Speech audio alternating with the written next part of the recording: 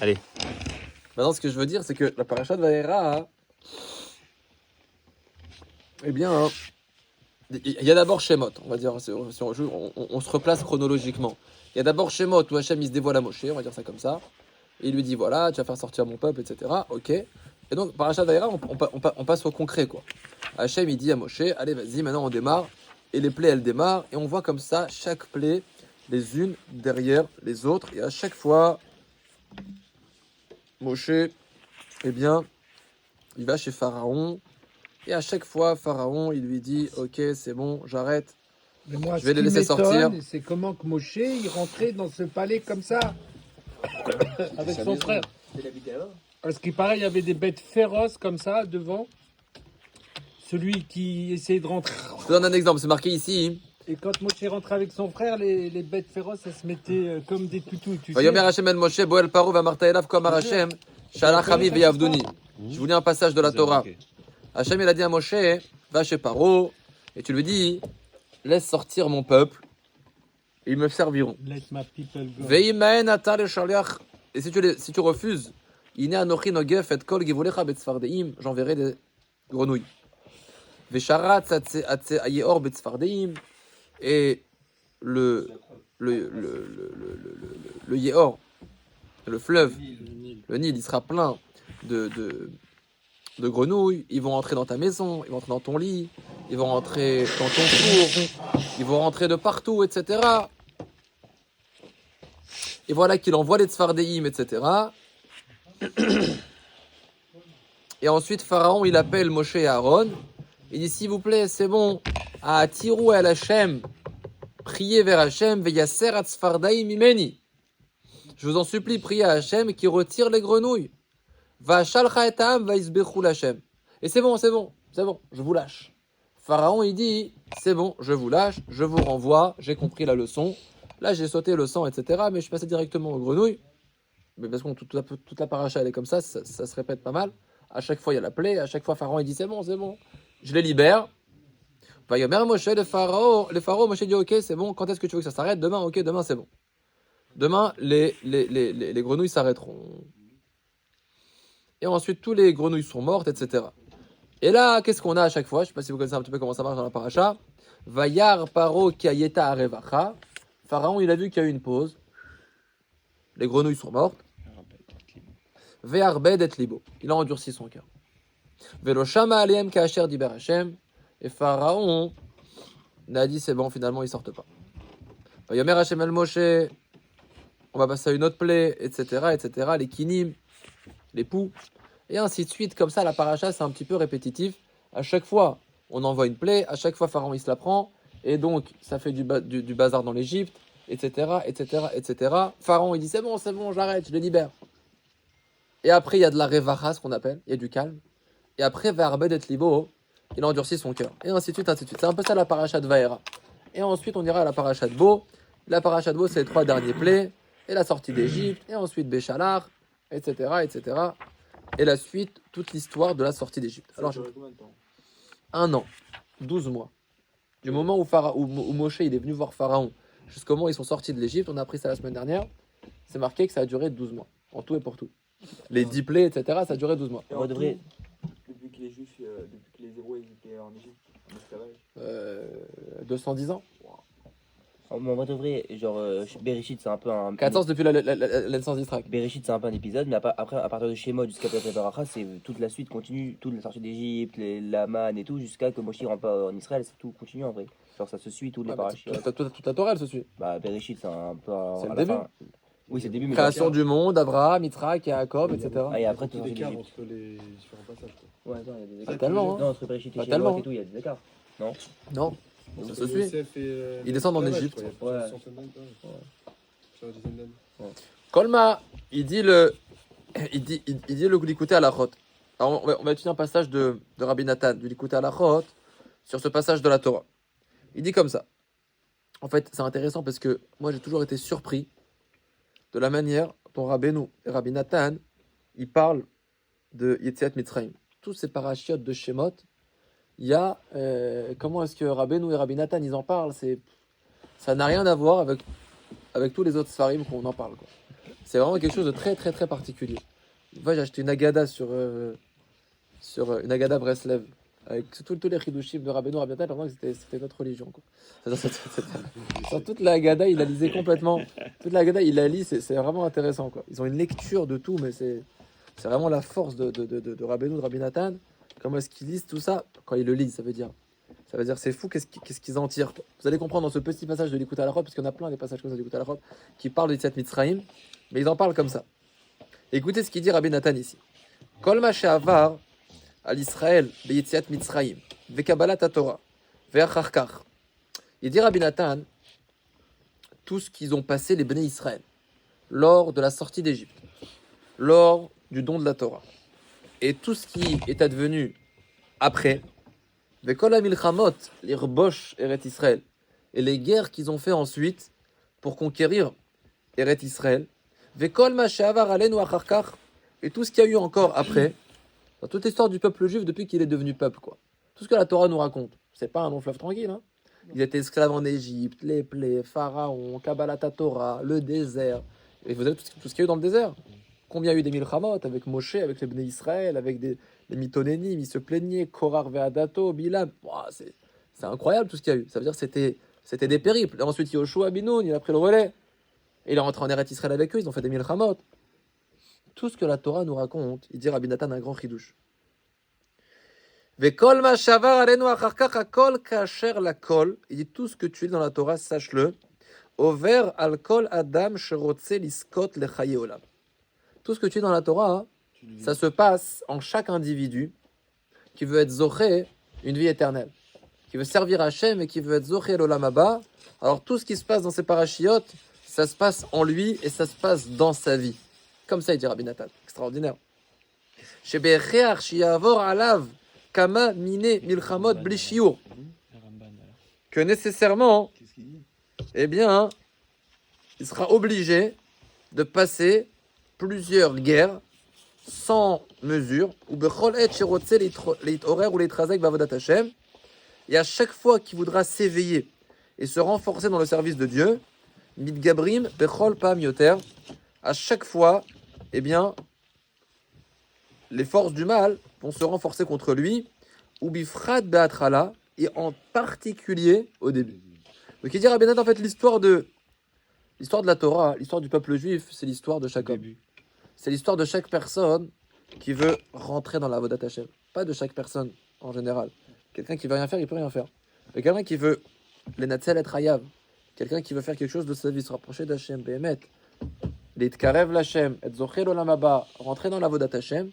Alors be'echear, que tout ce qui se passe, ça c'est l'histoire de la vie de chacun. Comme ça il dit Rabbi Nathan. Tout ce que tu vois ici, c'est ce que chacun vit. Que chacun qui rentre dans la Avodat Hashem doit se confronter à des milchamot, à des guerres spirituelles, à des empêchements. Il doit s'éveiller encore plus, etc. Et en particulier au début. Matériel aussi. Oui, mais là on parle particulièrement spirituel. Oui, c'est-à-dire de tout part. Ah oui, là c'est spirituel. Non, mais c'est-à-dire si maintenant quelqu'un il prend sur lui Shabbat et Voilà. les trucs c'est spirituel, matériel, le patron il dit non, des trucs comme ça et tout. C'est une guerre, Ouais, c'est un mélange des deux, quoi. ouais, Ça colle au Ramban, ça? Pas vraiment. C'est Rabbi Nathan. Mais non, je dirais pas non plus. Ça veut Ouais, c'est dire. pas non plus contraire. Hein? Là c'est spirituel, le Ramban c'était matériel. C'est ça. Maintenant, Ok. même il faut comprendre. Ça veut dire celui qui rentre dans la Vodat Hashem. Rabbeinu, il dit pas que sa vie elle va être mauvaise. Tout le contraire. Tout le contraire. Rabbeinu, il dit que le monde il est extrêmement dur Ah et oui. que la seule porte de sortie c'est la Vodat Hashem. Ah ouais. Tu comprends? Donc Vadaï qu'on dit pas maintenant tu rentres dans la Vodat Hashem ça va être tout dur, ça Ah va être oui, 1000 ça va travaux. être dur d'y accéder. Voilà, exactement.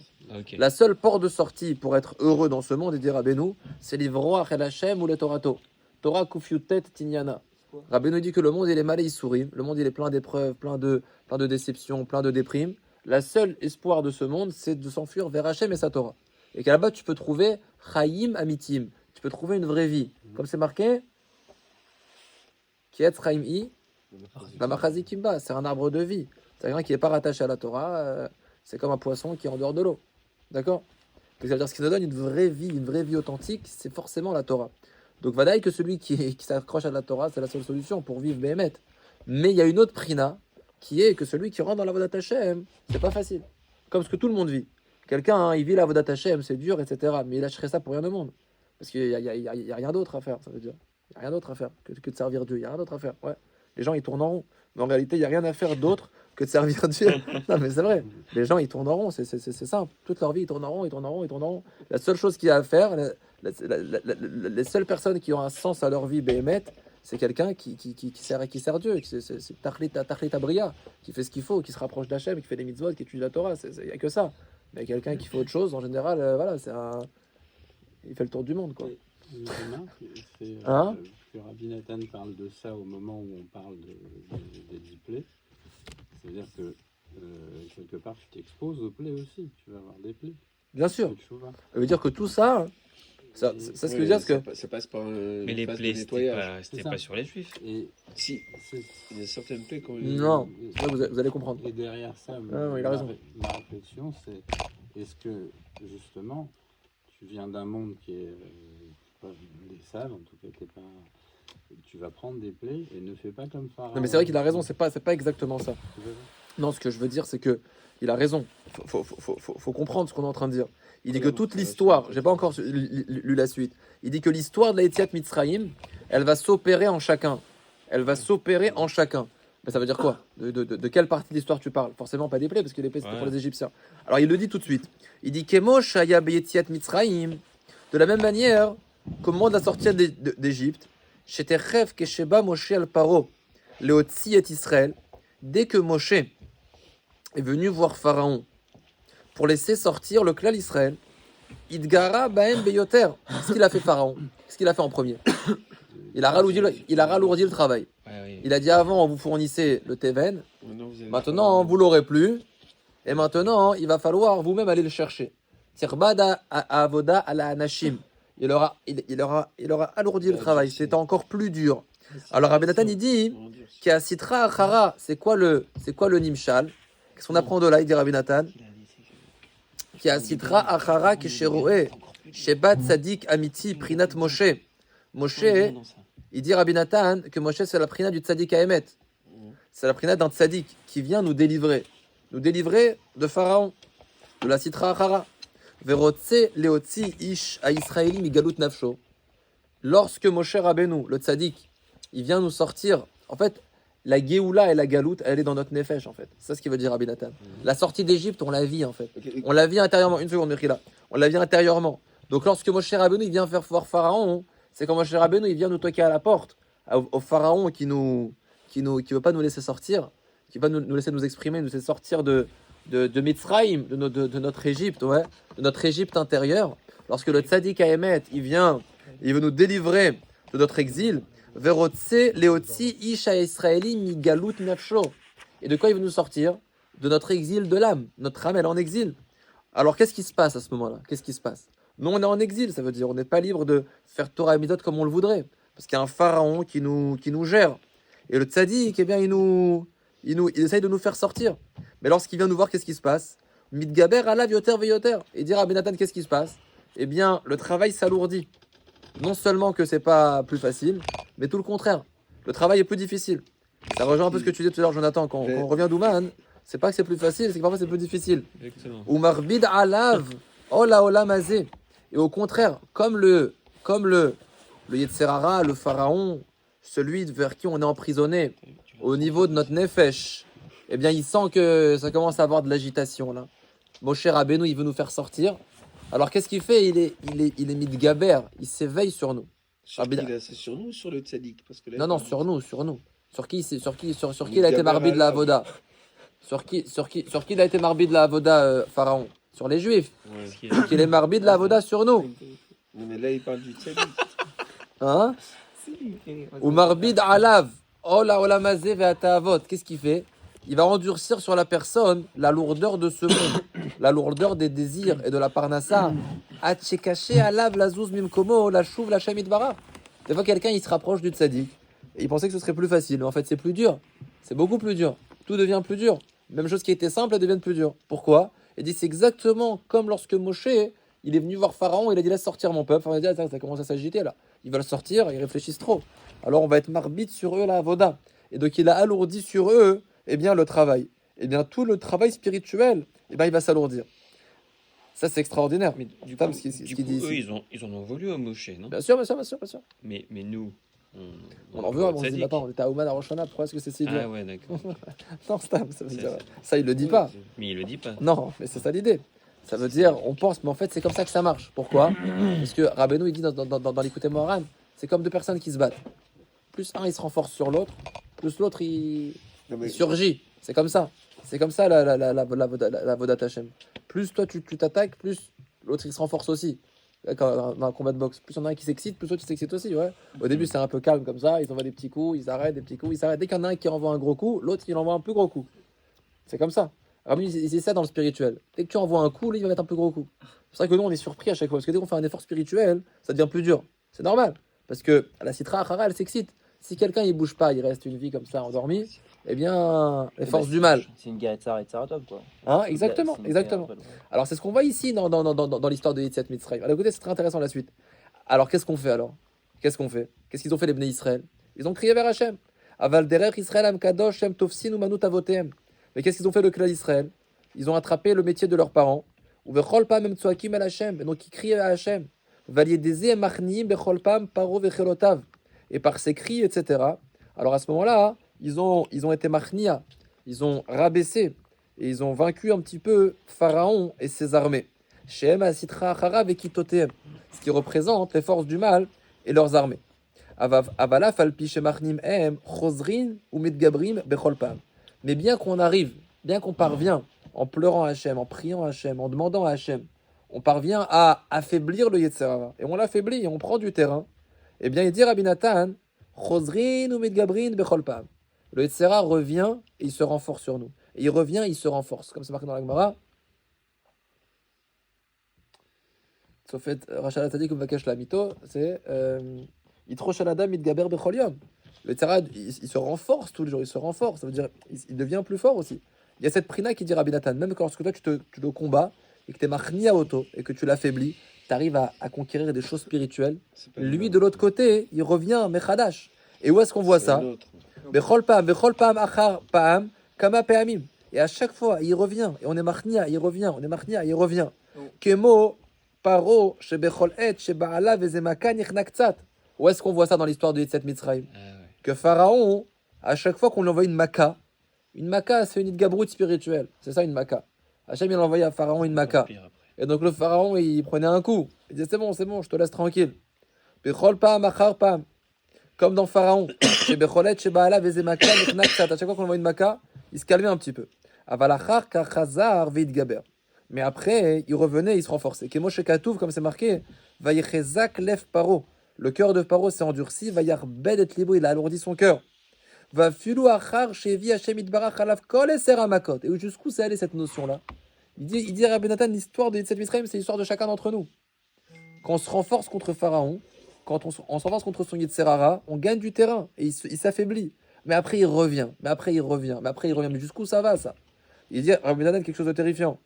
Afilu Achar, Shevi Hashem Itbarach Kol Eser Makot. Même après que Hachem lui a envoyé les 10 makot, même Makat Bechorot, qu'est-ce qui s'est passé? Pharaon, il était KO, il a dit allez, partez, c'est bon, partez tous, partez. Il les a suivis après. Tout le monde est parti. Et après, qu'est-ce qu'il a fait? Il a dit quoi? Je les ai laissés partir, je vais leur courir après. Et il est parti avec eux dans la mer. C'est ce qu'il dit Rabbi Nathan. Afilu achar shevi Hashem itbarach alav kol aser makot. Veuchach leotzi et Israël mitzrayim. Après qu'Hachem il a envoyé 10 plaies à Pharaon et qu'il a été obligé de faire sortir tout le monde. Chazar vekipetz kol chilota. Il a dit qu'est-ce que j'ai fait? Il a rassemblé toutes ses armées. Veradaf acharehem, il les a poursuivis. Kmoken mamash over al kol adam. Il dit Rabbi Nathan, sache que cette histoire-là, cette histoire de Yetziat Mitzrayim, elle existe en chaque personne. Bechol zman, de chaque génération, en chaque temps. Vekol echad yachol lavin batzmo kolze. Et chacun peut comprendre ça en lui-même. Comment est-ce qu'il s'en est sorti? Comment est-ce qu'il a été mis de Gaber? Comment il s'est renforcé? Comment le Yetzer Hara il revient? Il revient. On s'en débarrasse jamais vraiment. On peut l'enlever, non? Non, pas vraiment. Il revient comme l'histoire de Yetziat Mitzrayim. Même en faisant une mots. Ouais. Vekol echad yachol lavin batzmo kolze lefi prinato ve'erko. Chacun il peut comprendre ça en fonction de sa situation et son niveau. Er shovrim alav kamal yod ve'iridot. Comment dans la vie d'un homme, il passe combien de montées et de descentes? Kama vekama peamim. Plusieurs et plusieurs fois. Chez kol ze nimshach miprinat anan. Et tout ça, ça provient de cette prina-là, de cette prina que c'est un éternel combat, qu'on est mitgaber et qu'il est mitgaber. Prina de Galut Mitzraïm, c'est la notion de l'exil d'Égypte. Qui Ikar à Galut, il dit Rabbi Nathan, parce qu'en réalité, tout le Ikar de la Galut, ça c'est mamash, une Torah du Likutei Moharan qui est très chachouva, Siman a une bête. Il dit Rabbeinu que tout ce qu'on parle de Galut, c'est Galut à Nefesh. C'est la Galut de l'âme. La Galut matérielle, elle n'a pas vraiment de... C'est pas ça qu'on parle. Galut à Nefesh. La vraie Galut, c'est la Galut de l'âme. Vekol agaluyot mechunim beshem Mitzrayim. Et toutes les Galut, toutes les exils, elles sont appelées Égypte. Vekol ze... Après, il va expliquer quelque chose. Rabbeinu, il dit que quand on parle de Galut vegeoula, c'est dans le Nefesh. C'est pas... Alors c'est vrai qu'en exil, ils étaient esclaves, etc., mais le Ikar de la galoute, c'est la galoute à Nefesh. Et moi, je me dis toujours que Rabbeinu, ce qu'il a dit, c'est vraiment une névoie. Pourquoi? Parce qu'on est à la fin de la galoute. Et donc, on rentre de plus en plus profond dans la galoute. Et on voit que plus on rentre profond dans la galoute, plus matériellement, la situation est plus facile. Matériellement, c'est sûr qu'on vit mieux que nos parents et nos grands-parents et nos arrière-grands-parents. La situation matérielle est beaucoup plus facile dans le monde de manière globale. Je ne parle pas à l'échelle individuelle, mais de manière globale, la situation matérielle du monde s'arrange énormément. Il y a beaucoup plus de technologie, il y a beaucoup plus de richesse, il y a beaucoup plus de facilité. Aujourd'hui, un pauvre d'aujourd'hui, il n'a pas la même tête qu'un pauvre d'il y a 100 ans. Manger, quoi. Bien sûr. Oui, comme avec la nourriture, je suis d'accord. Bien sûr, mais pas que, avec se couvrir, avec ci, avec ça. D'accord? Avant, je sais pas, les vêtements, les choses, tout. Hein? Oui, il y a toujours des riches et des pauvres. Mais la situation matérielle de l'homme, c'est fortement arrangé. Et pourtant, on s'enfonce dans la galoute. Je me suis toujours dit comment comprendre ça, l'exil. Comment comprendre ça? La seule manière de comprendre ça, c'est ce qu'il dit Rabbeinu dans l'Likutei Moharan. Rabbeinu, il dit que l'exil, c'est l'exil de l'âme, c'est tout. L'exil, c'est l'exil de l'âme. Ah, si tu dis ça, je comprends très bien. C'est sûr que les gens sont beaucoup moins bien aujourd'hui que ce qu'ils étaient il y a 100 ans, il y a 200 ans, il y a 300 ans. Dans leur nefesh. Non, dans le corps même. Non. Voilà, non, dans le mental. Dans le mental, Ça, ouais. voilà. Parce que c'est un galout à nefesh. Pourquoi? C'est une autre question. En tous les cas, c'est sûr que c'est une réalité. Aujourd'hui, les gens, mentalement, Psychologiquement, ils sont plus déprimés, bien sûr, Pression et tout. bien sûr, que les gens d'avant. D'accord? Aujourd'hui, globalement, je parle toujours globalement. Mais c'est ce qu'il dit Rabbeinu, que la galoute principale, c'est la galoute de l'âme. Et donc Rabbeinu, il dit que toute l'histoire de Shemot, de Vaera, etc., eh bien, ça se marche en l'intérieur de chacun, qu'à chaque fois qu'on est mitgaber, le Yetzirah, il est mitgaber. On est mitgaber, il est mitgaber. Et c'est comme ça l'histoire. C'est des Yeridot et c'est des Aliot. Là, il n'y a pas dans le... C'est drôle, j'ai vu aujourd'hui le Tanya du jour. Tu l'as vu? Je ne le fais pas tous les jours, mais je l'ai vu par hasard, je l'ai vu aujourd'hui. Il dit que toute la voda d'un homme, c'est d'être un Benoni. Un Benoni, c'est quelqu'un qui est en perpétuel combat. Après, Tzadik, c'est une Matana Menachamaim. Celui qui devient Tzadik, ça veut dire qu'il est déjà Tzadik. Ça veut dire que le combat est terminé. Mais tout le combat de l'homme, c'est le combat du Benoni. C'est une Milchamat Midit, ça veut dire. C'est un peu ce qu'il dit Rabbeinu ici. C'est perpétuel. Maintenant, comment ça se fait que c'est comme ça? Comment ça se fait que quand tu combats le Yetzirah, il y en a un autre qui t'apparaît à la figure? Ça veut dire qu'il est remis de Gaber. T'es Marnia Auto, tu le combats, tu le combats. Non mais c'est vrai, mais c'est drôle. Tu le combats, tu l'affaiblis, et il revient encore plus fort. C'est pas le même. Comment ça marche? Ouais. Alors il y a une sikha il y a une sikha, c'est très beau ce qu'il dit. Kolzen imshach minyan anemar basichot. Mais juste comment comprendre ce minyan-là? Rabbeinu, il dit quelque chose de très joli. Et dit ça se comprend avec ce que Rabbeinu il a dit. Shiesh kama prinot beyetzerara. En réalité, il y a des milliers, pour ne pas dire des millions, de niveaux de Yetzerara. Comme ça, Rabbeinu l'a dit. Ou miribou yakochot v'aprinot shesh beyetzerara misham nimshach kolze ma shebechol pam mitgaber mechadash. Il dit en fait, le Yetzerara, c'est... Il y a plein de niveaux, et de niveaux, et de niveaux, et de niveaux. Personne ne se débarrasse totalement du Yetzerara. Mais il y a le Yetzerara d'un homme qui ne fait pas Shabbat, d'accord? Et qui mange pas kasher, etc. Il y a le Yetzerara d'un tzaddik qui s'élève, et dans des finesses, et encore dans des finesses, et encore dans des finesses. Et plus la personne se raffine, plus son Yetzirah se raffine, et un nouveau Yetzirah se raffine avec lui. Et Rabbeinu dit dans l'Likutei Moharan que plus une personne elle s'élève, exactement, plus son Yetzirah il s'élève. Et à tel point qu'à la fin ça devient un Malar Kadosh qui est très très très puissant. Comme ça Rabbeinu dit, c'est pour ça que ça marche comme ça. Mais en réalité la personne, elle s'élève en réalité. Elle s'élève, et elle s'élève, et elle s'élève, et elle s'élève. Et son Yetzirah il s'élève, donc son combat n'est plus le même. Va filou la Matan Torah, et ça il dit quelque chose de très joli, qui est extraordinaire, parce que si on suit tout ça, Rabbi Nathan, il dit quelque chose de très joli. Il dit que c'est marqué dans Chazal qu'après le don de la Torah, Achar Matan Torah, on a reçu la Torah. Vous savez qu'est-ce qui s'est passé après le don de la Torah? Il y a marqué Paska Zuamatan. La Zuama, comment on dit la Zuama? L'impureté Dans le monde. du Nachash, du serpent, qu'il a mis sur l'homme. Ça veut dire qu'en fait, l'homme, il était parfait. Quand il a mangé du Etzada Tov Vara, le Nachash, il a rentré en lui un bilboul. Il a rentré en lui du mal. On va dire ça comme ça. Exactement, comme ça. Il a rentré en lui du mal. Le Yetzirah, il a rentré en lui du mal. Ce qu'on appelle Zohamat Anachash. C'est marqué dans Chazal. D'où provient que l'homme fait du mal, d'une certaine manière, c'est la Zohama du Nachash. Parce que le Nachash, il a insufflé à Adam Arishon lorsqu'il a mangé du fruit interdit.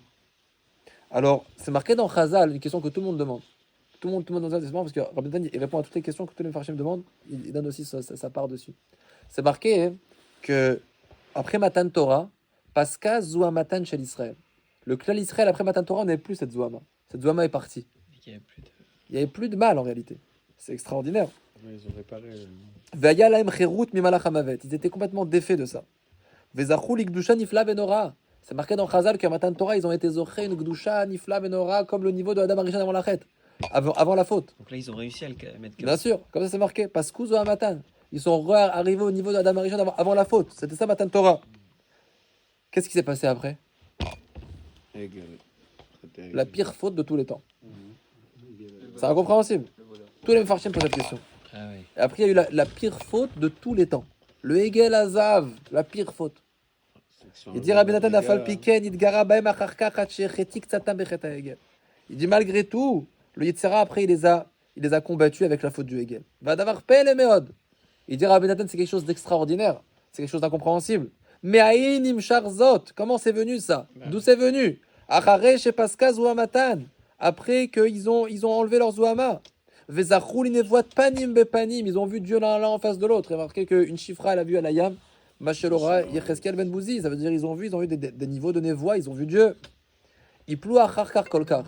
Et ensuite, ils sont tombés à un niveau Très bas. très bas. C'est à cause de ça? Arkol ze nimshar minyananal. Il dit d'où ça vient ce Inyan-là? D'où ça vient? Comment c'est possible? Comment comprendre ça? Ça vient de ce Inyan. Shesh kama prinot be Yetzirah. Parce qu'il ne faut pas oublier que le Yetzirah, c'est quelque chose qui a plein de niveaux. Va filu tzadikim gdolim venoraim. Et même des très grands tzadikim. Des tzadikim qui sont terrifiants, qui sont noraim, qui sont incroyables, qui sont très hauts. Yesh lahem Yetzirah sheu malach kadosh. Ils ont eux-mêmes un Yetzirah qui a un ange qui est très élevé. Ça veut dire que l'homme, il n'est jamais défait à 100%, et au contraire, il y a marqué dans la Gemara que Kol Agadol Michavero, Yitzro Gadol Aimenu. Tout celui qui s'élève spirituellement, son Yitzhara, il s'élève avec lui. Simplement, il s'élève. Ça, faut pas oublier. Kol Agadol Michavero, Yitzro Gadol Aimenu. Tout celui qui s'élève spirituellement, son Yitzhara s'élève aussi. Vous allez dire, bon, on n'a qu'à rester petit. Mais si tu restes petit, tu seras petit. Si tu t'élèves, tu auras un grand Yitzhara, mais au moins tu seras élevé, tu seras grand. Kol Agadol Michavero, Yitzro Gadol Aimenu. C'est ça qu'on s'élève. Bah, bien sûr, mais quand tu t'élèves, là-bas, c'est plus dur. Là-bas, c'est beaucoup plus dur. Là-bas, c'est beaucoup plus... C'est vrai que des fois, tu vois des catastrophes. Des fois, tu vois des gens qui sont élevés très haut, et là-bas, ils font une chute phénoménale. Comme comme les Bnei Israël au niveau du Chet Hegel. C'est incompréhensible. Oh, mais là, il avait vaincu. Oui, mais il faut croire, comme il dit Rabbi Nathan, que jamais complètement. Et il dit au contraire. Au contraire, ils sont arrivés à un niveau très haut, que les Tserara, Oui, il les a fait... à ce moment-là. Oui, plus t'es grand, plus Non, mais c'est ça la question. Ça veut forcément dire que même là-bas, le Yetzirah, il a une emprise. Mais c'est un malach kadosh. C'est-à-dire qu'en fait, ils sont arrivés à un niveau très haut. Mais le Yetzirah, il revient quand même. Il revient quand même. Malgré ça. Oui, et c'est pour ça que ça arrive à une faute qui est si grande. Ou Misham Nimshar Kol Anisionot Amevoarim Batorah. Chez Nisua Votenu et Akadosh Baruchu. Et de ça, on peut comprendre pourquoi est-ce que dans la Torah Kula, eh bien, les Avot, ils ont mis à l'épreuve Akadosh Baruchu. Qui a falpi chez Zayitzera Shel Tzadikim ou Prinat Malach Kadosh Mamash. Veurak Prinat Dini Melionim Shelo Zachu Adain Leamtikam. Bien que Rabbeinu dit que ce Malach Kadosh, c'est quelque chose de très haut. Afalpigen Gamat Tzadikim Shenam Zochin Leamtik Elu Adinim ou les Shaber Zayitzerara. Eh ben, il n'empêche pas que les tzadikim qui n'arrivent pas à combattre aussi ce Yetzerara, chez Umalar Kadosh, ça peut avoir des conséquences très graves. Ça veut dire que c'est toujours la même guerre, la guerre elle continue. Les tzadikim ils s'élèvent, mais le Yetzerara il s'élève avec eux. Et comme il s'élève avec eux, ça peut avoir des conséquences. Comme on a vu dans ces histoires, que le clan d'Israël sont élevés très haut, mais comme ils n'ont pas tenu à la guerre spirituelle qu'il y avait là-bas, quand, eh bien, ils sont arrivés à un niveau très haut, ils n'ont pas tenu le cap là-bas, ils sont descendus très bas. Où est-ce qu'ils sont descendus dans le Chet HaEgel? Veyate otam me Hashem itbarach, veyate otam meot ke Moshe taou. Az begel loulé Moshe shamad baperetz voti amizé. Il dit donc là, ils peuvent tomber très bas. Ils peuvent se tromper très très bas aussi. D'accord? Comme ce qui s'est passé avec le Hegel. Vechen avrou kaena ve kaena al kamak dolim. Et comme ça, il y a eu de chaque génération en génération, que même des très grandes personnes se sont trompées. Shayuk dolim bemaala, qui sont arrivés très haut. Ve'acharkar naflu meod, ils sont trompés très bas. Ve'kol ze miprinat, nimshach miprinat anal. Tout ça, ça vient de ce qu'on a expliqué ici. Donc, qu'est-ce qu'il dit Rabbi Nathan? Il dit qu'on doit apprendre de ces parachiotes que Pharaon, il est en nous. Et Moshe Rabbeinu, il essaye de nous réveiller un petit peu pour qu'on sorte de l'Égypte. Et nous, on est machnia. Chaque itraskout, chaque renforcement, chaque mitzvot, chaque chose qu'on fait, on est machnia. Ça veut dire on affaiblit Pharaon. On affaiblit l'Yetzerara. Mais il ressurgit à chaque fois. Donc on voit que dans toute l'histoire, il a ressurgi. L'histoire, elle est jamais tranquille. Pourquoi? Parce que plus quelqu'un il s'élève, plus le Yetzerara il s'élève avec lui. Il le combat encore et encore et encore et encore. Et comment on fait alors? Alken Amura Botenu Zal. Il dit Rabbi Nathan, c'est la raison pour laquelle Chazal ils ont dit quelque chose de très fort. Il y a une Mishnah, Chazal ils ont dit Al ta'amin be'atzmecha ad yom motecha. Ne crois pas en toi jusqu'au jour de ta mort. Pourquoi? Parce qu'il y a quelqu'un qui te quittera jamais. C'est l'Yetzerara. Jamais. Maintenant il va s'affiner. Maintenant tu vas t'élever grâce à lui. Grâce à lui tu vas t'élever. Mais il te poursuivra toujours. Et à chaque fois, ce sera un nouveau niveau. Et un nouveau niveau. Et un nouveau niveau. Et un nouveau niveau. C'est pour ça que Chazal ils ont dit Ad ta'amin be'atzmecha jamutecha. Alken tzrichin tamid litzok el Hashem. C'est la raison pour laquelle il faut toujours crier à Hashem. Il faut supplier à Hashem. Ou les salek ou l'ashlir meito kol hachokmot. Il faut retirer de son esprit toutes les sagesses, toutes les pensées. Shemehem kol habilbulim, d'où proviennent toutes les perturbations. Rak leler behemet ou betmimut. Il faut servir Hashem avec vérité, avec simplicité. Servir Hashem, aller midarga les darga. Il faut aller et faire encore, et être mitrazek, et il ne faut pas se laisser avoir. Des fois, on se dit, mais c'est bon, c'est fatigant. Ça fait des années qu'on essaye de servir Hashem, c'est toujours aussi dur. C'est comme ça. Faut pas s'étonner de ça. Faut pas avoir des marchavot de Yehush. Faut pas avoir des marchavot de désespoir. Faut pas faire des calculs. Pourquoi? Parce que c'est ça la avodat Hashem. C'est ça ce que Hashem il attend de nous. Ce monde-là, c'est le monde du birour, c'est le monde du combat. Après, quelqu'un il aura toute sa vie, après il aura tout le reste pour se reposer. Mais ce olam-là, c'est l'olam de la milchama. C'est une milchama tmidit. Et l'homme, il est mis à l'épreuve à chaque instant de sa vie jusqu'à la fin de sa vie. Jusqu'à 120 ans. Alors bien sûr qu'il s'élève encore une fois. Il fait pas du surplace. Il s'élève. Mais il faut pas s'étonner que c'est pas facile la vodat Hashem. C'est pas facile. Vadaïk, c'est la seule sortie de secours. C'est la seule manière de vivre Chaim Amitiim, une vie authentique, c'est que dans la vodat Hashem. Dans la vodat Hashem Atzma, ça demande une milchama. Et la tfila, c'est une milchama. Et le limoud, et les mitzvot, et le shalom bayit, et tout ce qu'on vit, c'est il faut être midgaber. Et comme ça, on s'affine. Et on se rapproche d'Hachem. Mais la guerre, elle est présente. Donc quelqu'un, il ne doit pas se plaindre. Pourquoi c'est toujours dur la vodat Hashem? Kachazé, matarotse. Tous les tzadikim, ils se battaient. Vous connaissez l'histoire avec le Balatania. Une fois, il y a un chassid à lui, il est venu le voir. Il lui a dit Rav, je vous envie, moi, vous êtes un tzadik, kadosh, etc. Moi, j'ai un Yetzerara terrible. Et Tzara, il me lance des trucs dans la tête, etc. J'ai des désirs, des choses. J'en peux plus. J'aurais tellement aimé être kadosh et tzadik et tahor comme vous. Comme ça qu'un chassid, il est parti voir le Balatania, il lui a dit ça. Il lui a dit, vous imaginez pas ce qui me passe par la tête, le Yetzerara que j'ai, les envies que j'ai, les choses. Je peux pas vous dire, c'est terrible. J'aurais voulu être comme vous, tzadik, comme ça. Il lui a dit, une chose je peux te dire, il a dit le Balatania, une chose je peux te dire, c'est que mon Yetzerara, il est beaucoup plus virulent que le tien. Beaucoup. Ce que tu me racontes là, c'est de la rigolade. Le mien, il est beaucoup plus élevé que le tien. Mais la différence, c'est que moi, je le tiens. Mais le combat, il l'a, ça veut dire. Le combat, il le combat quand même. Faut pas croire que le Balatania, là où il est, c'est un long fleuve tranquille, il étudie la Torah, il écrit des chidushim, etc. C'est extraordinaire. Il y a une milchama tmidit. L'homme, il s'affine, il s'élève, il se bat, et il s'affine, et il grandit. Mais la milchama, elle est présente. Et ça, c'est ce qu'il dit ici. Donc, c'est vrai qu'il ne faut pas faire attention aux marchavot, il faut avancer. Ve'az, et si quelqu'un il va comme ça, il crie à Hachem, il demande à Hachem, il prie à Hachem, et il va betmimout et il avance, alors Léolam, lo imot, eh bien, il ne tombera jamais. Ça veut dire, il ne lâchera jamais plutôt. Des aliot et des yiridot, des montées et des descentes, il va forcément en vivre. Parce que c'est ça la vodat Hachem, comme on voit dans Yetziat Mitzrayim, c'est des aliot et des yiridot. Enfin, il dit, allez, je te laisse partir, ah non, je te laisse pas, non, je te laisse partir, non, je te laisse pas. Donc ça, c'est inévitable. Mais en tous les cas, il tiendra bon. Kitseaka ou tfilot ou trinot ou bakashot, Parce que prier Hachem, prier, supplier Hachem, Moïlim Tamid, ça marche toujours. Iye, Ercheye, quoi qu'il en soit. Chazak ou Baruch.